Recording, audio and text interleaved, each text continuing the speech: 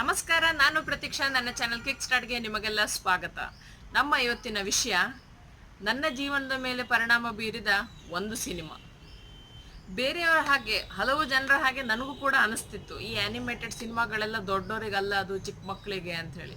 ಯಾಕಂದರೆ ಅದರಲ್ಲಿ ಏನಿರುತ್ತೆ, ಒಂದು ಕಾರ್ಟೂನ್ ಕ್ಯಾರೆಕ್ಟರ್ಗಳು ಇರ್ತವೆ, ಮಕ್ಕಳಿಗೆ ಒಂದು ಎಂಟರ್ಟೈನ್ಮೆಂಟಿಗೋಸ್ಕರ ಇರುವಂತಹ ಒಂದು ಸಿನಿಮಾಗಳು ಅಂಥೇಳಿ. ಆದರೆ ನನ್ನ ಹಾಸ್ಟೆಲಲ್ಲಿ ಇರ್ತಕ್ಕಂತಹ ಬಹಳಷ್ಟು ಜನ ಈ ಆ್ಯನಿಮೇಟೆಡ್ ಮೂವೀಸ್ನ ಫ್ಯಾನ್ಸ್ ಇದ್ದರು. ಅದರಲ್ಲಿ ಒಬ್ಬರು ನನಗೆ ಲ್ಯಾಪ್ಟಾಪಲ್ಲಿ ಅದನ್ನು ಹಾಕಿಬಿಟ್ಟು ಈ ಸಿನಿಮಾ ನೋಡು ಅಂತಕೊಂಡು ಹೇಳಿದಾಗ ನಾನು ನೋಡಿರಲಿಲ್ಲ. ಆದರೆ ಬೇರೆ ದಾರಿ ಇಲ್ಲದೇ ಒಂದು ದಿವಸ ನೋಡಬೇಕಾಯ್ತು.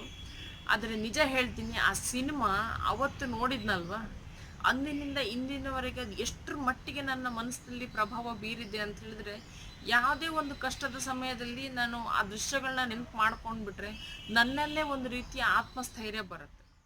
ಹಾಗೆ ಇನ್ನೊಂದು ಮಾತೇನು ಅಂದರೆ, ಈ ಆ್ಯನಿಮೇಟೆಡ್ ಮೂವೀಸ್ದಲ್ಲಿ ಬರುವಂತಹ ತಂತ್ರಜ್ಞಾನ ಇದೆಯಲ್ಲ, ಅದು ಕೂಡ ನೋಡಿ ನಾವು ಪ್ರಶಂಸೆ ಮಾಡುವಂಥದ್ದು. ನಮ್ಗೇನು ಅನಿಸುತ್ತೆ ಅಂದರೆ, ದೊಡ್ಡ ಸಿನಿಮಾಗಳಲ್ಲಿ ಮಾತ್ರ ನಮಗೆ ಕಲಿಯುವಂಥದ್ದು ಇರುತ್ತೆ, ಒಂದು ವಿಷಯ ವಸ್ತು ಇರುತ್ತೆ, ಡೈರೆಕ್ಷನ್ ಚೆನ್ನಾಗಿರುತ್ತೆ, ಡೈಲಾಗ್ಸ್ ಎಲ್ಲ ಇರುತ್ತೆ ಅಂಥೇಳಿ. ಹಾಗೇನೂ ಇಲ್ಲ. ನೀವು ಆ್ಯನಿಮೇಟೆಡ್ ಮೂವೀಸ್ನ ನೋಡಿ, ತುಂಬ ಚೆನ್ನಾಗಿರುವಂತಹ ಆ್ಯನಿಮೇಟೆಡ್ ಸಿನಿಮಾಗಳನ್ನ ನೋಡಿದಾಗ ನಿಮಗೆ ಗೊತ್ತಾಗುತ್ತೆ, ಅಲ್ಲಿ ಕೂಡ ಎಷ್ಟು ಉತ್ತಮವಾದಂತಹ ವಿಷಯ ವಸ್ತು ಇರುತ್ತೆ, ಎಂಥ ಒಳ್ಳೆ ಡೈರೆಕ್ಷನ್, ಡೈಲಾಗ್ಸ್ ಇರುತ್ತೆ ಅಂಥೇಳಿ. ಅದು ಕೂಡ ಯಾವುದೇ ಒಂದು ದೊಡ್ಡ ಸಿನಿಮಾಗಳಿಗಿಂತ ಏನೂ ಕಡಿಮೆ ಇರೋದಿಲ್ಲ. ಅದರಲ್ಲೂ ಮುಖ್ಯವಾಗಿ ಈ ಕುಂಫು ಪಾಂಡ, ನಾನೇನು ಹೇಳಿದೆ ಅಲ್ವಾ, ನನ್ನ ಜೀವನದ ಮೇಲೆ ಪ್ರಭಾವ ಬೀರುವಂಥ ಒಂದು ಸಿನಿಮಾ, ಅದುವೇ ಕುಂಫು ಪಾಂಡ. ಆ ಸಿನಿಮಾವನ್ನು ಒಂದು ಸಲ ನೋಡಿ, ಒಬ್ಬರೇ ಕೂತ್ಕೊಂಡು ನೋಡಿ, ನಿಮಗೆ ಗೊತ್ತಾಗುತ್ತೆ ಆ ಸಿನಿಮಾ ಎಷ್ಟು ಚೆನ್ನಾಗಿದೆ ಅಂತ ಹೇಳಿ. ಈ ಕುಂಫು ಪಾಂಡ ಸಿನಿಮಾದಲ್ಲಿ ಬರ್ತಕ್ಕಂಥ ಪ್ರತಿಯೊಂದು ದೃಶ್ಯಗಳು ಕೂಡ ತುಂಬ ಚೆನ್ನಾಗಿವೆ. ಅದರಲ್ಲಿ ಕೆಲವೊಂದನ್ನು ನಾನಿಲ್ಲಿ ಆರಿಸಿ ನಿಮಗೆ ತೋರಿಸ್ತಾ ಇದ್ದೇನೆ. ಅದರಲ್ಲಿ ಒಂದು ದೃಶ್ಯದಲ್ಲಿ ಏನು ಅಂತಂದರೆ, ಈ ಪಾಂಡ ಏನಿದೆಲ್ಲ, ಅವ್ನು ಸಿಕ್ಕಾಪಟ್ಟೆ ದಪ್ಪಗೆ ಯಾವಾಗಲೂ ತಿಂತಾ ಇರ್ತಾನೆ, ಜಾಲಿಯಾಗಿರ್ತಕ್ಕಂತಹ, ಒಂದು ಚೂರು ಸೀರಿಯಸ್ನೆಸ್ ಇಲ್ಲದೆ ಇರುವಂತಹ ಒಂದು ಪಾಂಡ ಅದು. ಆದರೆ ಕುಂಫು ವಾರಿಯರ್ ಆಗಲಿಕ್ಕೆ ಅವ್ರಿಗೆ ಒಂದು ಕಮಿಟ್ಮೆಂಟ್ ಬೇಕು, ಸ್ವಲ್ಪ ಸೀರಿಯಸ್ನೆಸ್ ಇರಬೇಕು ಅಂಥೇಳಿ ಗುರುಗಳಿಗೆ ಅನಿಸ್ತಾ ಇರುತ್ತೆ. ಇವನಿಗೆ ಹೆಂಗೆ ನಮ್ಮ ಗುರುಗಳು ಆಯ್ಕೆ ಮಾಡಿದ್ರು ಒಬ್ಬ ವಾರಿಯರ್ ಆಗಲಿಕ್ಕೆ ಅನ್ನೋ ಯೋಚನೆಯಲ್ಲಿ ಅವ್ನಿಗೆ ಯಾವಾಗಲೂ ಓಡ್ಸಕ್ಕೆ ನೋಡ್ತಾ ಇರ್ತಾರೆ. ಹಾಗಾಗಿ ಇವನ್ನೇನು ಮಾಡ್ತಾನೆ ಪಾಂಡ, ಎಷ್ಟೇ ಪ್ರಯತ್ನ ಪಟ್ಟರು ಅವನ ಗುರು ಅವನಿಗೆ ಒಪ್ಕೊಳ್ಳೋದೇ ಇಲ್ಲ. ಆವಾಗ ಸ್ವಲ್ಪ ಬೇಜಾರಲ್ಲಿ ಅವನು ಒಂದು ಕಡೆ ಕೂತ್ಕೊಂಡಿರ್ತಾನೆ.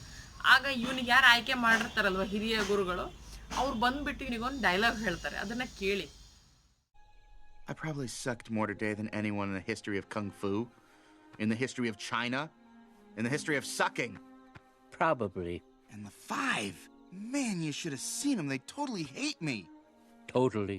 How's Shifu ever gonna turn me into the Dragon Warrior? I mean, I'm not like the 5.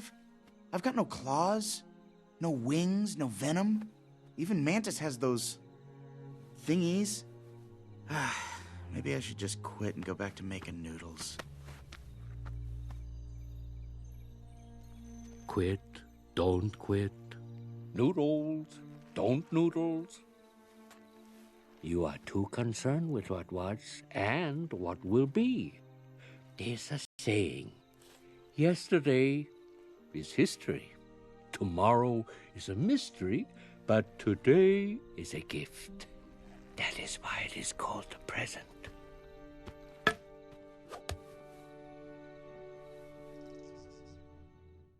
ನೋಡಿದ್ರಲ್ವಾ, ನಾವು ಹೆಚ್ಚಾಗಿ ಏನು ಮಾಡ್ತೀವಿ ಹೇಳಿ, ಹಿಂದಿನ ಯೋಚನೆ ಮಾಡ್ತೀವಿ, ಇಲ್ಲ ಮುಂದಿನ ಯೋಚನೆ ಮಾಡ್ತೀವಿ. ಯಾವತ್ತು ನಾವು ಈ ಮೂಮೆಂಟಲ್ಲಿ, ಈ ಕ್ಷಣದಲ್ಲಿ ನಾವು ಜೀವಿಸೋದೇ ಇಲ್ಲ. ಯಾವಾಗ ನಾವು ಈ ಕ್ಷಣದಲ್ಲಿ ಜೀವಿಸೋದಿಲ್ವೋ ಅವಾಗೇ ನಮಗೆ ಚಿಂತೆಗಳು ಕಾಡೋದು. ನಾವು ಆಟ ಆಡಬೇಕಾದಾಗ, ಇಲ್ಲ ನಾವು ತುಂಬ ಸಂತೋಷದಿಂದ ಇರುವಾಗ ನಾವು ಯಾವತ್ತಾದ್ರೂ ಚಿಂತೆ ಮಾಡಿದ್ದೀವ, ಅಥವಾ ಯಾವತ್ತಾದ್ರೂ ಪಶ್ಚಾತ್ತಾಪ ಪಟ್ಟಿದ್ದೀವಿ? ಏನು ಮಾಡೋದು, ಆ ಕ್ಷಣದಲ್ಲಿ ಎಂಜಾಯ್ ಮಾಡ್ತಾ ಇರ್ತೀವಿ ಅಲ್ವಾ? ಅದೇ ನಾವು ಪ್ರತಿ ದಿವಸನೂ ಮಾಡಬೇಕಾಗಿರೋದು. ಆ ಕ್ಷಣದಲ್ಲಿ ನಾವು ಜೀವಿಸ್ಬೇಕು. ಯಾಕಂದರೆ ಆ ಮೂಮೆಂಟ್ ಏನಿದೆಯಲ್ಲ, ಅದು ನಮಗೆ ದೇವರು ಕೊಟ್ಟ ಕಾಣಿಕೆ. ಅದನ್ನೇ ಈ ಸಿನಿಮಾದಲ್ಲಿ ಹೇಳ್ತಾರೆ. ಇದರಲ್ಲಿ ಇನ್ನೊಂದು ದೃಶ್ಯ ಬರುತ್ತೆ, ನಂಗೆ ತುಂಬ ಇಷ್ಟವಾಗುವಂತಹ ಒಂದು ದೃಶ್ಯ ಇದು. ಒಂದು ಗುರು ಶಿಷ್ಯನ ಸಂಬಂಧದ ಬಗ್ಗೆ. ಗುರುವಿಗೆ ಶಿಷ್ಯನಲ್ಲಿ ಎಷ್ಟು ನಂಬಿಕೆ ಇರಬೇಕು, ಶಿಷ್ಯನಲ್ಲೂ ಗುರುವಿನಲ್ಲಿ ಅಷ್ಟೇ ನಂಬಿಕೆ ಇರಬೇಕು. ಆಮೇಲೆ ಗುರುವಿಗೆ ಗೊತ್ತಿರಬೇಕು, ಶಿಷ್ಯನ ಯಾವ ಒಂದು ವೀಕ್ನೆಸ್ನ ಹಿಡಿದ್ರೆ ನಾನು ಅವನಿಗೆ ಕಲಿಸ್ಕೊಡ್ಬೋದು, ಯಾವ ಒಂದು ನಾಡಿ ಹಿಡಿದ್ರೆ ಇವನಿಗೆ ನಾನು ಸರಿಯಾಗಿ ಹೇಳ್ಕೊಡ್ಬೋದು ಅಂಥೇಳಿ. ಆ ದೃಶ್ಯ ಇಲ್ಲಿ ಕಾಣುತ್ತೆ. ಗುರುಗಳಿಗೆ ನಂಬಿಕೆನೇ ಇರಲ್ಲ, ಇವನೇನೋ ಮಾಡೋಕ್ಕಾಗೋದಿಲ್ಲ ಅಂತಲೇ ಅನ್ಕೋತಾ ಇರ್ತಾರೆ. ಆದರೆ ಒಂದು ದಿನ ಅವರು ಅವನಲ್ಲಿರ್ತಕ್ಕಂಥ ಸ್ಕಿಲ್ಲನ್ನು ನೋಡ್ತಾರೆ. ಆಮೇಲೆ ಅವ್ರಿಗೊಂದು ಐಡಿಯಾ ಬರುತ್ತೆ, ಓ ಇವನಿಗೆ ತಿನ್ನೋದಂದರೆ ಇಷ್ಟ, ಹಾಗಾದ್ರೆ ಇವನಿಗೆ ತಿಂಡಿ ತಿನಿಸುಗಳ ಮೂಲಕ ನಾನು ಹೇಳ್ಕೊಡ್ಬೋದು ಅಂಥೇಳಿ ಅವ್ರಿಗೆ ಯೋಚನೆ ಬಂದ್ಬಿಟ್ಟು ಅವನಿಗೊಬ್ಬ ಉತ್ತಮ ವಾರಿಯರ್ ಆಗಿ ತಯಾರು ಮಾಡ್ತಾರೆ.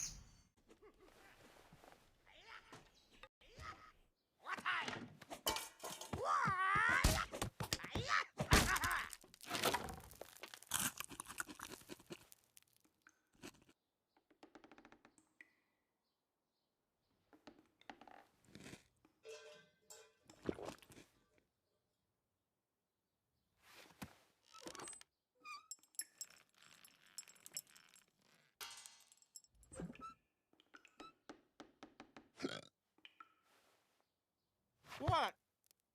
I eat when I'm upset, okay? Oh, no need to explain. I just thought you might be Monkey. He hides his almond cookies on the top shelf.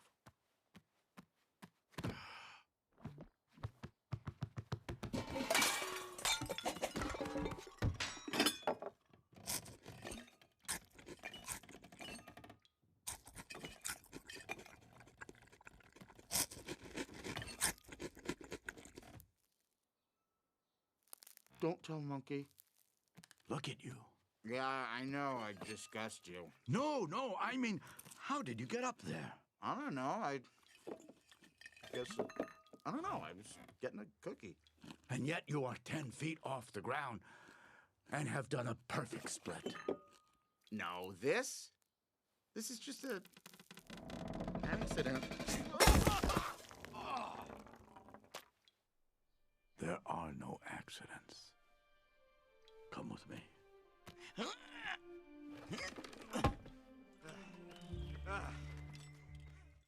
ಇನ್ನೊಂದು ದೃಶ್ಯದಲ್ಲಿ ನಂಬಿಕೆಯ ಬಗ್ಗೆ ಹೇಳ್ತಾರೆ. ಎಷ್ಟು ಚೆನ್ನಾಗಿ ಹೇಳಿದ್ದಾರೆ ಗೊತ್ತಾ.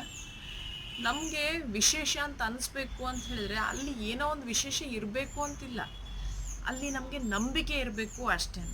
ಹಾಗೆ ನಮ್ಮ ಬಗ್ಗೆ ಕೂಡ ನಾವು ನಮ್ಮ ಬಗ್ಗೆ ನಂಬಿದ್ರೆ, ದೇವ್ರ ಬಗ್ಗೆ ನಂಬಿದ್ರೆ ಜಗತ್ತಲ್ಲಿ ಎಂಥ ಪವಾಡಗಳನ್ನಾದರೂ ನಾವು ಮಾಡ್ಬೋದು. I think it's time I told you something I should have told you a long time ago. Okay. The secret ingredient of my secret ingredient soup. Oh. Come here. The secret ingredient is nothing. Huh? You heard me. Nothing. There is no secret ingredient. Wait. It's just plain old noodle soup? You don't add some kind of special sauce or something? Don't have to.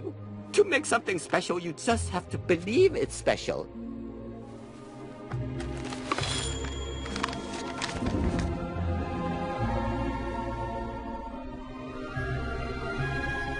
There is no secret ingredient.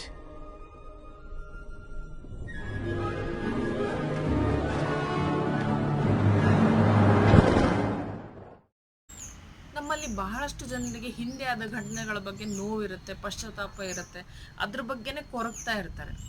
ಇದೇ ರೀತಿಯಾಗಿ kung fu ಪಾಂಡ part 2ದಲ್ಲಿ ಕೂಡ ನಮ್ಮ ಪಾಂಡ ಜೊತೆಗೆ ಆಗುತ್ತೆ. ಅವನು ಕೂಡ ತುಂಬ ನೋವಲ್ಲಿರ್ತಾನೆ, ಕೊರಗ್ತಾ ಇರ್ತಾನೆ. ಆಗ ಅವನಿಗೆ ಎಷ್ಟು ಚೆನ್ನಾಗಿರ್ತಕ್ಕಂಥ ಒಂದು ಮಾತನ್ನು ಹೇಳ್ತಾರೆ ಗೊತ್ತಾ, ನೋಡಿ. ನಿನ್ನ ಜೀವನ ಸುಖಮಯವಾಗಿ ಆರಂಭ ಆಗಲಿಲ್ಲ, ಹೌದು, ಆದರೆ ಮುಂದಿನ ಜೀವನ ಹೇಗಿರಬೇಕು ಅನ್ನೋದನ್ನ ನೀನು ನಿರ್ಧರಿಸ್ಬೋದು ಅಂತ.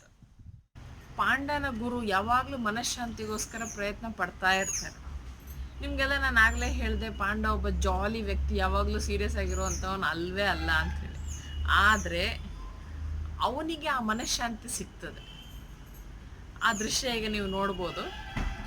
ಆ ನಂತರದಲ್ಲಿ ಅವನ ಶತ್ರು ಅವನಿಗೆ ಕೇಳ್ತಾನೆ, ನಿನಗೆ ಹೇಗೆ ಸಿಕ್ತು ಈ ಮನಃಶಾಂತಿ? ನಾನು ನಿನ್ನ ಅಪ್ಪ ಅಮ್ಮನ ಕಸ್ಕೊಂಡೆ, ನಾನು ಎಲ್ಲನೂ ಕಸ್ಕೊಂಡೆ, ಆದರೂ ನಿನಗೆ ಹೆಂಗೆ ಸಿಗ್ಲಿಕ್ಕೆ ಸಾಧ್ಯ ಅಂಥೇಳಿ. ಅದನ್ನೇ ಮತ್ತೆ ಹೇಳ್ತಾನೆ, ಹಿಂದೆನಾಗಿರೋದು ಅದಲ್ಲ, ಮುಂದೆ ನಾವೇನು ಮಾಡ್ತೀವಿ ಅಂತ ಯೋಚನೆ ಮಾಡ್ತೀವೋ ಅದು ಮುಖ್ಯ ಆಗುತ್ತೆ ಅಂತ. ಹೀಗೆ ಹಲವಾರು ದೃಶ್ಯಗಳಲ್ಲಿ, ಹಲವಾರು ಡೈಲಾಗ್ಸಲ್ಲಿ ನಾವು ನಮ್ಮ ಜೀವನಕ್ಕೆ ಬೇಕಾಗುವಂತಹ ಹಲವಾರು ವಿಷಯಗಳನ್ನ ನಾವಿಲ್ಲಿ ತಿಳ್ಕೊಳ್ಬೋದು. ಹಾಗೆ ಸುಲಭವಾಗಿ ಅರ್ಥ ಮಾಡಿಕೊಂಡು ನಮ್ಮ ಜೀವನದಲ್ಲಿ ಅಳವಡಿಸ್ಕೊಳ್ಬೋದು. ಇಂಗ್ಲೀಷ್ ಬರಲ್ಲ ಅಂದ್ಕೊಂಡು ನೋಡದೇ ಇರಬೇಡಿ, ಹಿಂದಿಯಲ್ಲಿ ಇದೆಯೋ ಎಲ್ಲ ಗೊತ್ತಿಲ್ಲ ನನಗೆ. ಕೊನೆ ಪಕ್ಷ ದೃಶ್ಯಗಳು ನೋಡುವ ಮೂಲಕ ಕೂಡ ನಾವು ಬಹಳಷ್ಟು ಕಲಿಬೋದು ಇದರಲ್ಲಿ. ಆಮೇಲೆ ಒಬ್ಬರೇ ಕೂತ್ಕೊಂಡು ನೋಡಿ, ನಿಮಗೆ ಕಲೀಲಿಕ್ಕೆ ತುಂಬ ಸಿಕ್ಕತ್ತೆ. ಮೊದಲನೇ ದೃಶ್ಯದಿಂದ ಕೊನೆಯ ದೃಶ್ಯದವರೆಗೆ ಅದನ್ನು ವಿಶ್ಲೇಷಿಸ್ತಾ ಬನ್ನಿ. ನಾವು ಕಲಿಬೇಕು ಅಂತ ಅಂದ್ಕೊಂಡ್ರೆ ಎಲ್ಲಿಂದಾದರೂ ಕಲ್ತ್ಕೋಬೋದು. ಅಂಥದ್ರಲ್ಲಿ ಈ ಸಿನಿಮಾದಲ್ಲಿ ಜ್ಞಾನದ ಭಂಡಾರನೇ ಇದೆ. ಆಗಿರುವಾಗ ನಾವು ಈ ಸಿನಿಮಾ ನೋಡದೇ ಇರೋದು ಹೇಗೆ? ನನ್ನ ಇವತ್ತಿನ ವಿಡಿಯೋ ನಿಮಗೆ ಇಷ್ಟ ಆಯ್ತು ಅಂತ ಅಂದ್ಕೊಳ್ತಾ ಇದ್ದೀನಿ. ಇಷ್ಟ ಆದಲ್ಲಿ ಲೈಕ್ ಮಾಡಿ, ಕಮೆಂಟ್ ಮಾಡಿ. ಹಾಗೆಯೇ ಇಲ್ಲಿವರೆಗೆ ಸಬ್ಸ್ಕ್ರೈಬ್ ಮಾಡಿಲ್ಲ ಅಂತಂದರೆ ದಯವಿಟ್ಟು ಸಬ್ಸ್ಕ್ರೈಬ್ ಮಾಡಿ. ಮತ್ತೊಮ್ಮೆ ಮತ್ತೊಂದು ವಿಷಯದೊಂದಿಗೆ ಮತ್ತೆ ಸಿಗೋಣ. ಅಲ್ಲಿವರೆಗೆ ನಮಸ್ಕಾರ.